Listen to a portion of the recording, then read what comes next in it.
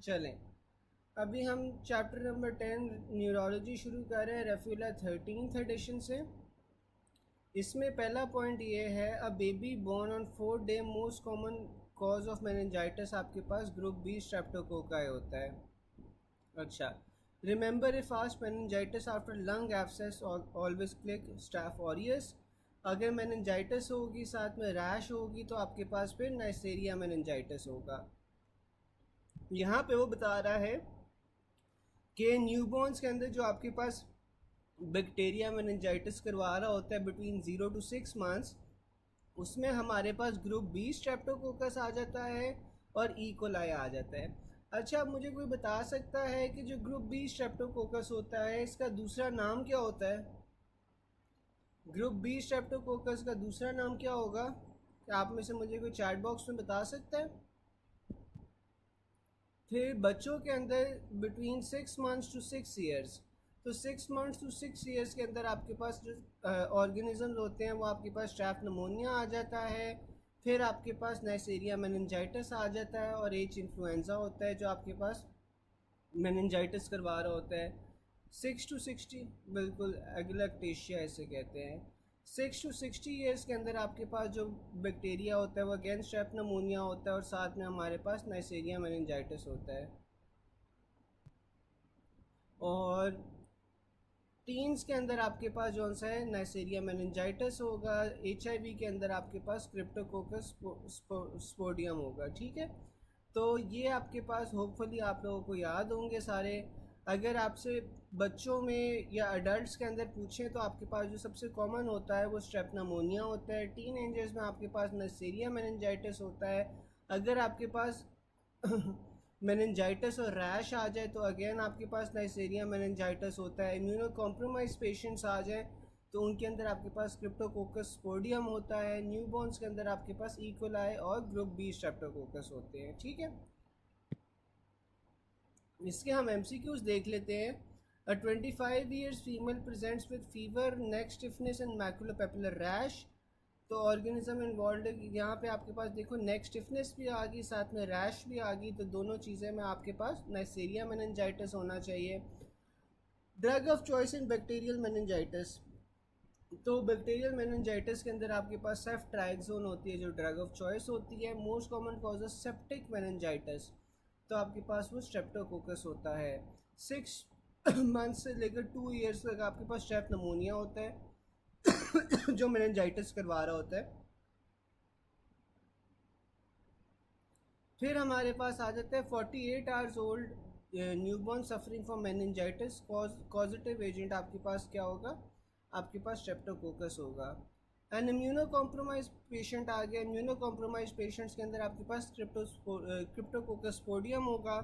Meningitis in HIV is likely to cause which organism, तो HIV वालों के अंदर क्रिप्टोकोकस होता है, इम्यूनो कॉम्प्रोमाइज होते हैं। History of meningitis 1 month back और बायोलैटरल पेपिलोडीमा, तो अब मेनिंजाइटिस भी है साथ में आपके पास पेपिलोडीमा भी है, यानी कि इंट्राक्रेनियल प्रेशर जो है वो बढ़ रहा है। और वो क्यों बढ़ रहा है? वो आपके पास हाइड्रोसेफलस की वजह से बढ़ता है। ठीक है, फिर हमारे पास आ जाता है an 85-year-old patient underwent splenectomy after which he develops meningitis, तो स्प्लीनेक्टमी के बाद आपके पास स्ट्रेप्टोकोकल नमोनिया होगा। ठीक है, जो आपके पास मेनिंजाइटिस करवा रहा होगा। अच्छा, मुझे बता सकता है कोई कि जो स्प्लीनेक्टमी होती है उसके बाद कौन कौन से ऑर्गेनिज्म से आप ज़्यादा प्रोन हो जाते हो फॉर इन्फेक्शन? आफ्टर स्प्लीनेक्टमी आपके कौन कौन से ऑर्गेनिजम्स होते हैं जो इफ़ेक्ट कर सकते हैं? आप में से मुझे कोई चैट बॉक्स में बता सकता है? अच्छा, फिर हमारे पास आगे आता है 25-year-old patient with meningitis with rashes, तो मेनिंजाइटिस भी है रैश भी है, तो हमारे पास नाइसीरिया आ जाएगा। A lady with history of mild sore throat infection died, autopsy में आपको बायलैटरल एड्रीनल ग्लैंड एनलार्जमेंट मिली है, कॉर्टिकल हेमरेजेस मिले हैं। तो ये आपके पास बिल्कुल डॉक्टर मरियम सही बता रही हैं, इसमें स्ट्रेप्टोकोकस नमोनिया होता है, एच इन्फ्लुएंजा होता है और साथ में आपके पास निस्टेरिया होता है, ठीक नाइसेरिया होता है। और इसमें भी आपने सबसे ज़्यादा प्रेफर स्ट्रेप नमोनिया को करना है। ठीक है, ये 3 ऑर्गेनिजम्स होते हैं जिनसे आप ज़्यादा प्रोन हो जाते हो और इसमें आपने स्ट्रेप नमोनिया को ज़्यादा प्रेफर करना है। ठीक है, अच्छा, अब ये वाला सिनेरियो पे मुझे बता सकते हैं कि किस चीज़ का सिनेरियो है कि a lady with history of mild sore throat infection died. Autopsy में आपको बायलैटरल एड्रीनल ग्लैंड एनलार्जमेंट और कॉर्टिकल हेमरेजेस मिल रहे हैं, और इसमें जो ऑर्गेनिज्म वो बता रहा है वो नाइसेरिया बता रहा है। तो ये किस चीज़ का सिनेरियो है कि मुझे बता सकता है? फिर हमारे पास आ जाता है a 30-year-old male presented with meningitis with low glucose and increase polymorph cells, positive meningeal sign. बिल्कुल वाटर हाउस फ्रेडरिक्सन सिंड्रोम आपके पास ये सिनेरियो है। अच्छा, तो उसमें ये बता रहा है कि 30-year-old male presented with meningitis with low glucose and increase polymorph cells, positive meningeal sign. तो ड्रग ऑफ चॉइस इसमें आपने पेनिसिलिन जी को चूज़ करना है। अगर सेफ्ट्राइक्सोन होगा तो उसे आप रेफ़र करोगे। फिर हमारे पास आ जाता है which of the following fungi cause meningitis. तो आपके पास वो क्रिप्टोकोकस स्पोडियम होगा। A patient recently diagnose with HIV AIDS. तो HIV एड्स या इम्यूनो कॉम्प्रोमाइज़ में आपके पास क्रिप्टोकोकस आ जाता है। A 38-year-old HIV positive patient is complaining of headache. On examination आपको नेक स्टिफनेस पॉजिटिव मिली है। फंगल मेनिंजाइटिस आपके पास सस्पेक्टेड है, तो आपके पास से क्रिप्टोकोकस नियोफॉर्मन्स होगा जो फंगल मेनिंजाइटिस करवा रहा है।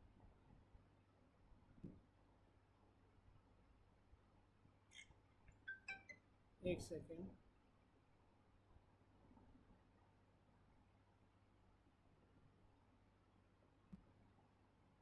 अच्छा जी, फिर हम आगे चलते हैं colour of CSF in TB। तो CSF का TB में आपके पास ओपेलेसेंट कलर होता है। PDF भेजूँ? एक सेकंड फिर मुझे दो, मैं PDF भेजता हूँ।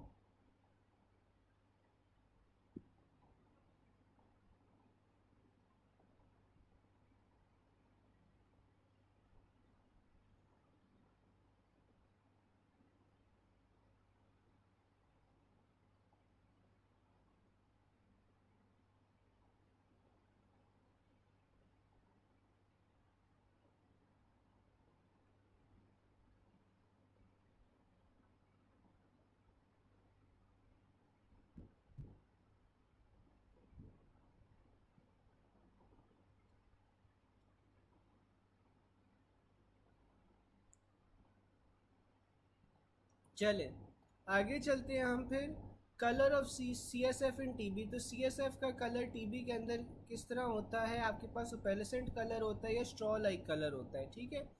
अ mother delivered a child at home after 5 days, baby presented with hospital with neck stiffness and fever, cause of meningitis streptococcus agalactiae या ग्रुप बी स्ट्रेप्टोकोकस। अच्छा, अब ग्रुप बी स्ट्रेप्टोकोकस जौन सा है, एक तो आपके पास मेनिंजाइटिस करवा रहा है बच्चों के अंदर या न्यूबॉर्न्स के अंदर, और क्या करवा सकता है ग्रुप बी स्ट्रेप्टोकोकस? आप लोग मुझे चैट बॉक्स में बता सकते हो कि ग्रुप बी स्ट्रेप्टोकोकस जौन सा एक तो मेनिंजाइटिस करवा रहा है न्यूबॉर्न्स में, और क्या करवाता है ये? फिर हमारे पास आ गया a 60-year-old patient presented with meningitis. The causative agent in him is Streptococcus pneumonia. A 9-year-old boy presented with high-grade fever and neck rigidity. Staining reveals cocci in nature. तो ये आपके पास नाइसेरिया मेनिंजाइटिस होगा। बिल्कुल सेप्सिस करवाता है, और specifically ना पर्पुरल sepsis करवाता है, ठीक है।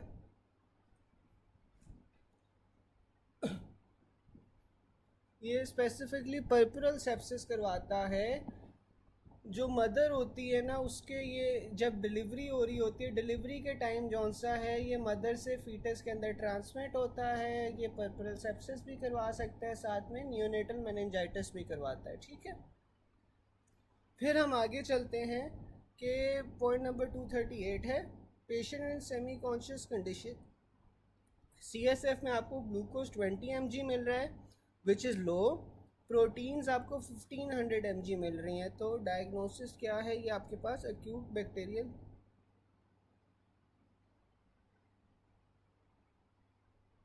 Last point, a 9-year-old boy presented with high grade fever and neck rigidity.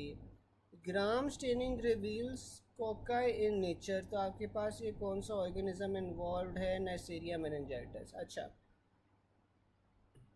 अब आप मुझे ये बताओ कि 9 साल का बच्चा है। अच्छा, 9 साल के बच्चे के अंदर आपके पास फीवर हो रहा है, साथ में नेक रिजिडिटी है,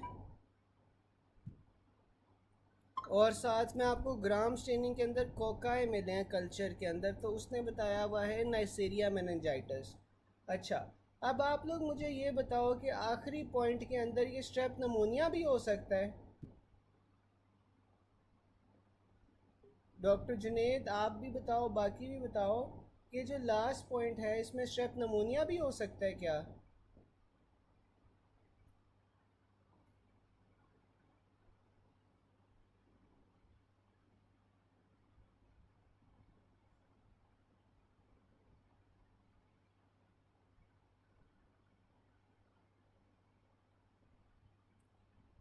अच्छा, इसमें ना स्ट्रेप नमोनिया भी हो सकता है, लेकिन प्रॉबेबली ना वो ऑप्शंस में नहीं दिया होगा। और वैसे भी बच्चों के अंदर ज़्यादा स्ट्रेप नमोनिया कॉमन होता है, ठीक है।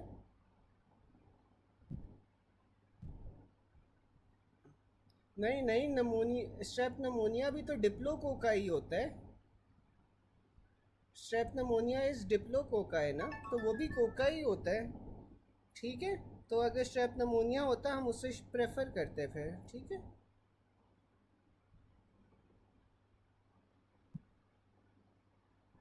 अच्छा चले फिर आगे चलते हैं कि पॉइंट नंबर 238 में वो कह रहे हैं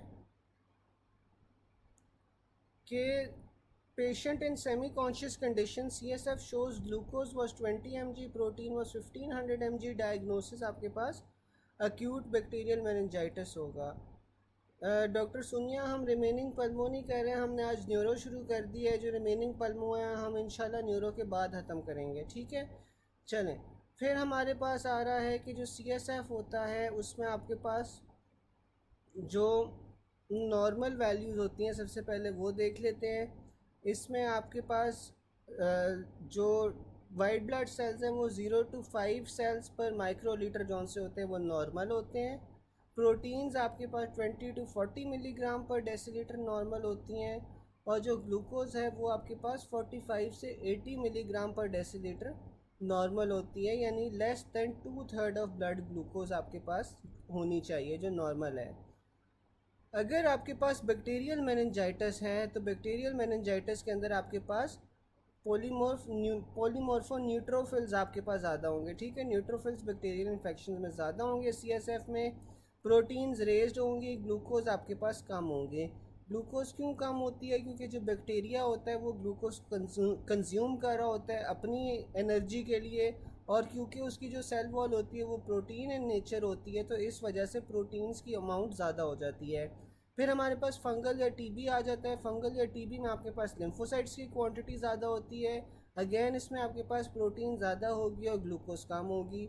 वायरल मेनिंजाइटिस के अंदर आपके पास लिम्फोसाइट्स ज़्यादा हो जाते हैं। लिम्फोसाइट ज़्यादा होने के साथ साथ आपके पास जो प्रोटीन्स होती हैं वो मॉडरेटली रेज्ड होती हैं, नॉर्मल भी आपको मिल सकती हैं, जबकि ग्लूकोज जौन सी है वो आपको नॉर्मल मिलेगी या फिर 80% ऑफ द प्लाज्मा ग्लूकोज मिलेगी।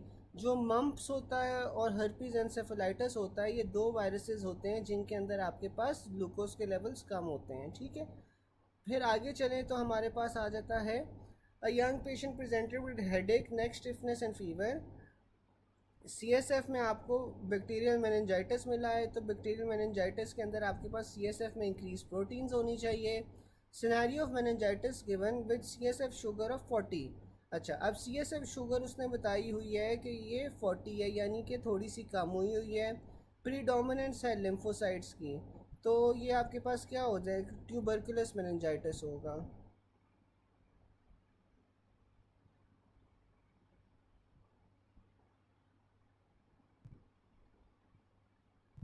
अच्छा,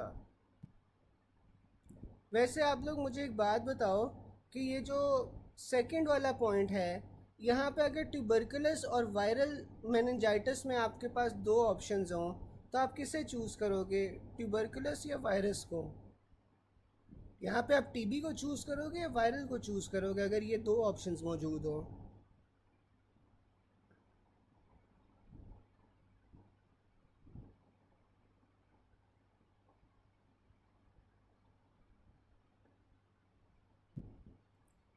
फिर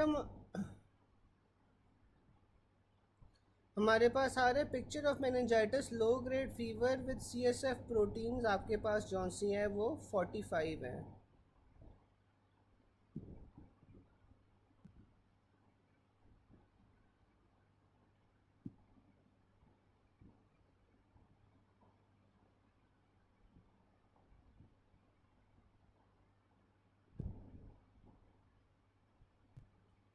अच्छा, फिर हमारे पास आ जाते picture of meningitis low grade fever CSF proteins आपके पास 45 है, यानी कि आपके पास बढ़ी हुई है थोड़ी सी। ग्लूकोज आपके पास 80 है, सीरम ग्लूकोज आपके पास 110 है, तो ये आपके पास फिर वायरल मेनिंजाइटिस आ जाएगा। ठीक है, फिर हमारे पास आ जाता है meningitis CSF analysis show CSF lymphocyte 75%, जबकि आपके पास न्यूट्रोफिल्स जौन से हैं वो 25% हैं। तो ये आपके पास क्या है, ट्यूबरकुलस मेनिंजाइटिस है, क्योंकि आपको लिम्फोसाइट्स की क्वांटिटी जौन सी है वो इंक्रीज मिल रही है। meningitis loss of hearing damage to organ of corti if asked bilateral then involvement of neural pathways। अच्छा, अगर आपके पास मेनिंजाइटिस एसोसिएटेड है विद लॉस ऑफ हेयरिंग, ठीक है, मेनिंजाइटिस आपके पास है और साथ में मरीज़ को एक साइड पे कान के ऊपर आवाज़ नहीं आ रही, तो आपके पास damage to organ of Corti होता है। ठीक है, अगर दोनों साइड के ऊपर मेनिंजाइटिस के साथ साथ आपको आवाज़ नहीं आ रही, तो फिर आपके पास न्यूरल पाथवेज जौन से हैं वो इफ़ेक्ट हो गए। ठीक है, क्योंकि अल्टीमेटली जौन सा है आपके पास कानों से सिग्नल्स रिसीव होने आपके पास इनर एयर में जाएंगे और एक ही न्यूरल पाथवे आपके पास दोनों साइड के कानों के सिग्नल्स लेके जाएगा। तो अगर न्यूरल पाथवे में इंजरी हो गई है मेनिंजाइटिस की वजह से, तो आपको दोनों साइड पे आवाज़ नहीं आएगी, और अगर एक साइड पे आवाज़ नहीं आ रही तो आपके पास organ of Corti of the respective ear वो डैमेज हुआ हुआ है। फिर हमारे पास आ जाता है scenario of meningitis with just high proteins और लो ग्लूकोज, तो ये आपके पास बैक्टीरियल मेनिंजाइटिस है। A young mail is admitted with history of fever and unconsciousness. CSF में आपको WBC काउंट 400 मिल रहा है, जिसमें 75% लिम्फोसाइट्स है, 20% न्यूट्रोफिल्स हैं, टर्बिड अपीयरेंस है, प्रोटीन जौन सी है वो 2.1 है, ग्लूकोज 50 है, तो ये TB मेनिंजाइटिस है। A person has high grade fever neck rigidity, LP के अंदर आपको ग्लूकोज 40 मिल रही है, प्रोटीन्स 400 मिल रही हैं, प्रोमिनेंट लिम्फोसाइट्स मिल रहे हैं, तो ये अगेन TB है। ये होपफुली आप लोग इस तरह के सवाल सारे डायग्नोज कर लोगे सही तरह। A 30-year-old male was treated with meningitis 1 month back, complain of morning headache, साथ में आपको बायलैटरल पेपिलोएडिमा मिल रहा है, तो दिस इज़ हाइड्रोसेफलस। ठीक है, अब आगे चलते हैं कि जो when tension in muscle increases near to rupture what does the relaxation. तो जब आपके पास मसल के अंदर टेंशन ज़रूरत से ज़्यादा हो जाए, तो फिर आपके पास जो रिलैक्सेशन होती है वो आपके पास गोल्जी टेंडन ऑर्गन्स करवा रहे होते हैं। ठीक है, अच्छा, अब गोल्जी टेंडन ऑर्गन्स का तो हमने फंक्शन पढ़ लिया। अब आप में से मुझे कोई बता सकता है कि जो मसल स्पिंडल होते हैं, मसल स्पिंडल का क्या फंक्शन होता है?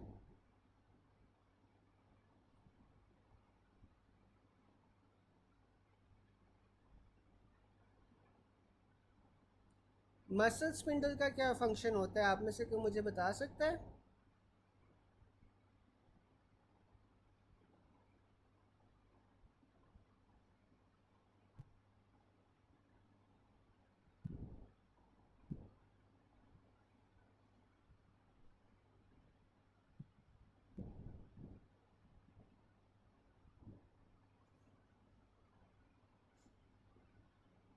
बिल्कुल, स्केलेटल मसल्स को की कंट्रैक्शन होती है। ठीक है, उसकी कंट्रैक्शन जौन सी होती है ना, जिस तरह आपके पास क्या नाम है, मसल्स की कंट्रैक्शन वेरी करती रहती है, वो आपके पास सारे के सारे सिग्नल्स जौन से होते हैं वो ब्रेन तक पहुंचा रहे होते हैं मसल स्पिंडल्स।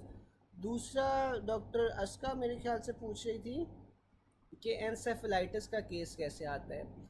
डॉक्टर अस्का, इस तरह है कि आपको दोनों का ना फ़र्क पता होना चाहिए कि एनसेफेलाइटिस क्या होता है और मेनिंजाइटिस क्या होता है, और मेनिंजियो एनसेफेलाइटिस क्या होता है। ठीक है, तो मेनिंजाइटिस तो हो गया आपके पास मेनिंजीज की इन्फ्लेमेशन। एनसेफेलाइटिस जौन सा होता है वो ब्रेन के पेरेन्काइमा जब आपके पास इन्फ्लेम हो जाए तो वो आपके पास एनसेफेलाइटिस होता है। और मेनिंजियोएन्सेफेलाइटिस आपके पास तब होगा जब मेनिंजीज और ब्रेन का पेरेन्काइमा दोनों के दोनों इन्फ्लेम्ड हैं, ठीक है। एन्सेफेलाइटिस नॉर्मली आपको पेपर में तो नहीं आता, ठीक है, लेकिन इसमें आपके पास ऑल्टर्ड सेंसोरियम होता है जो आपको मिलता है, ठीक है। आपको टीएलसी काउंट जौन सा है वो, ये जो आपके पास सीएसएफ का अगर आप कल्चर लोगे तो उसमें आपको इसी तरह की इन्फेक्शन वाली फाइंडिंग्स मिलेंगी, और साथ में इसमें भी नेक रिजिडिटी आपके पास पॉजिटिव होती है, ठीक है।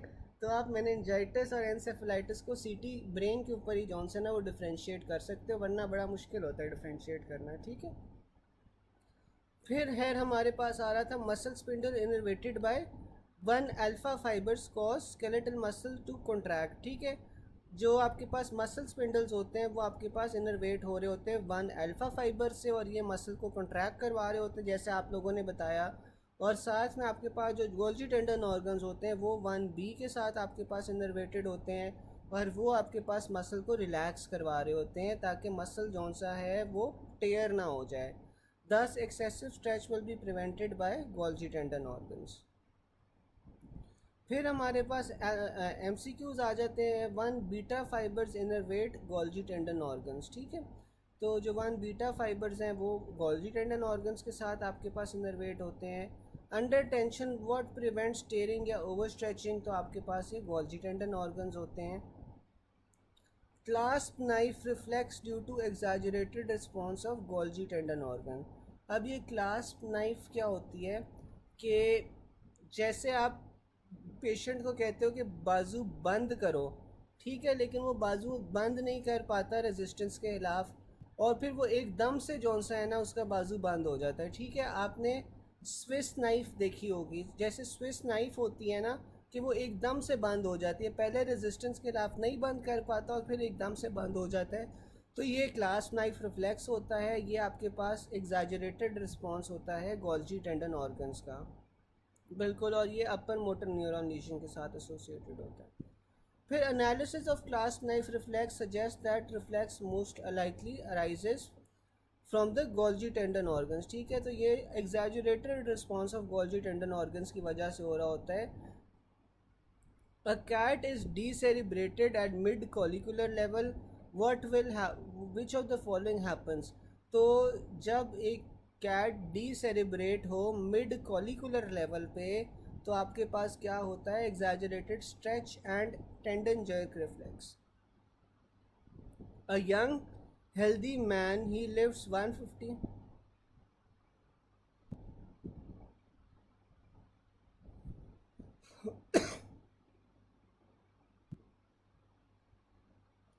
डॉक्टर सोनिया, मैं आपको वही बता रहा हूँ कि जो मेनिंजाइटिस और एनकेफेलाइटिस होता है ना उसे डिफ्रेंशिएट करना मुश्किल होता है on the basis of the clinical picture, ठीक है। उसमें आपको एलपी के अंदर भी आपको वही फाइंडिंग्स मिलेंगी, ठीक है। ऑल्टर्ड सेंसोरियम भी होगा और नेक स्टिफनेस भी होगी, ये सारी चीज़ें आपको एनसेफेलाइटिस में भी मिलती हैं, मेनिंजाइटिस में भी मिलती हैं, दोनों में मिलती हैं। तो द ओनली वे आप डिफ्रेंशिएट कर सकते हो ना दोनों में, वो सीटी स्कैन के थ्रू ही डिफ्रेंशिएट कर सकते हो, ठीक है। बहरहाल आप मुझे सिनेरियो शेयर करके टैग कर देना, मैं फिर देख लूँगा एमसीक्यू, ठीक है। फिर हमारे पास आ रहा है कि a young healthy man he lifts 150 lb weight and holds it there for 5 seconds. Suddenly his arm gives way and drops the weight to the floor. तो ये आपके पास एक्सेसिव स्ट्रेच को प्रिवेंट कर रहा है, तो ये आपके पास गोल्जी टेंडन ऑर्गन हो जाएगा। नमाज की ब्रेक चाहिए,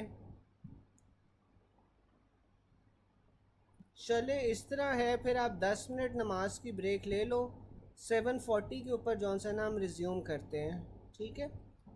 10 मिनट आप नमाज की ब्रेक ले लो, फिर 7:40 पे मैं आपको दोबारा से लिंक शेयर कर देता हूँ। सारे ले लो नमाज की ब्रेक 10 मिनट के लिए।